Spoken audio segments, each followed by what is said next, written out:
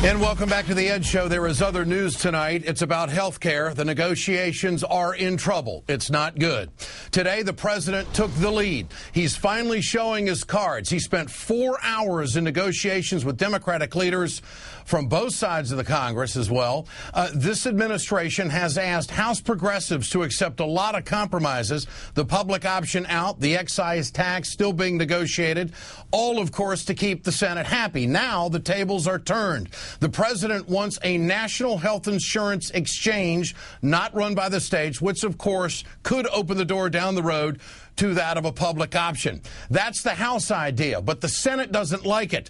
They want every state to run their own exchange. Joining me now is Congressman Dennis Kucinich of Ohio and former presidential candidate. Dennis, good to have you on tonight. I know you're a single-payer guy. I know you're an advocate for the people.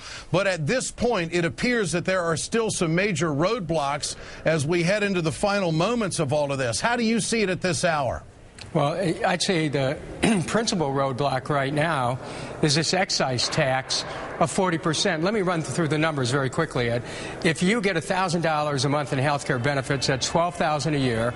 They're going to deduct they'll let you have the first $8,500 free. They'll tax the remaining $3,500 at 40%. That's $1,440 in taxes you'll pay a year. Now, if you're a worker and you're working 2,000 hours a year, that's 40 hours a week times 50, you're going to be giving 70 cents an hour back in taxes for this because you have a decent health care plan.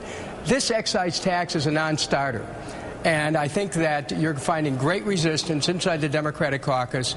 And no matter what the Senate wants to do, I can tell you in the House of Representatives, this bill is in trouble if they think they can keep the excise tax in it. Okay, so, Congressman, do you think that there are enough liberals in the Congress over on the House side that would vote against it if the Senate version of the excise tax is in there? That would be dead on arrival, in your opinion? I think it would have great difficulty passing. I mean, the bill's tough enough to vote for the way it is. I mean, I'm certainly very concerned about the fact that the right of states to have their own single-payer system is basically stripped out. But we need to continue to fight to make sure that we can provide for states, even in this last hour.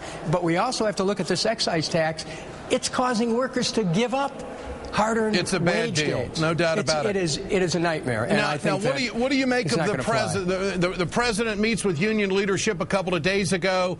36 hours later, he comes out. It's reported last night that he wants the state exchange. He wants the national exchange and not the state exchange. He's siding with the House on this. How much is this going to help? Well, certainly any kind of concessions that the House can get back from the White House are a positive direction. But I just want to say, Ed, this excise tax, that's where the real battle is. Keep your eye on that, because labor already gave up wage gains to get decent health care benefits. If you're telling people now, because you have them, you're going to pay a tax that could take 70 cents an hour out of your paycheck, well, that is not going to fly. No, it's not going to fly, and the White House is going to have to change its position on this. I was also told by one of your colleagues today that the abortion issue is heating up, and everybody from all sides who's concerned or has a dog in that fight is up on Capitol Hill, and we've got a lot more to iron out on that. These are some of the poll numbers that are out there as far as the American people are concerned. A Gallup poll, what should your lawmaker do on reform? There is a slight advantage that the American people want their representative to vote for it. As for the president's job approval rating, there it is. Most people think the president is doing the right thing. And I know polls at this late hour may or may not mean or sway anybody either way. But what is the number one issue? Is it the excise tax? What would be the number one issue that would actually have liberals in the House turn to the president and say, we can't vote on this. We're going to help the Republicans stop your agenda? Well, I think that people are making a decision without regard to what the Republicans are doing. And with respect to the excise tax, that, as I see it right now, from what I've been hearing from my colleagues, liberal and moderate, and even some conservatives, this excise tax is a deal breaker because it causes people to have to give back money right out of their paychecks. It's going to cost people a lot of money, and it's losing a lot of support for the bill. So we'll see what happens. But I would keep your eye on that. That is the key issue at this point in the negotiations. Congressman Kucinich, good to have you with us tonight. Thanks so much. Thank you very much, Ed.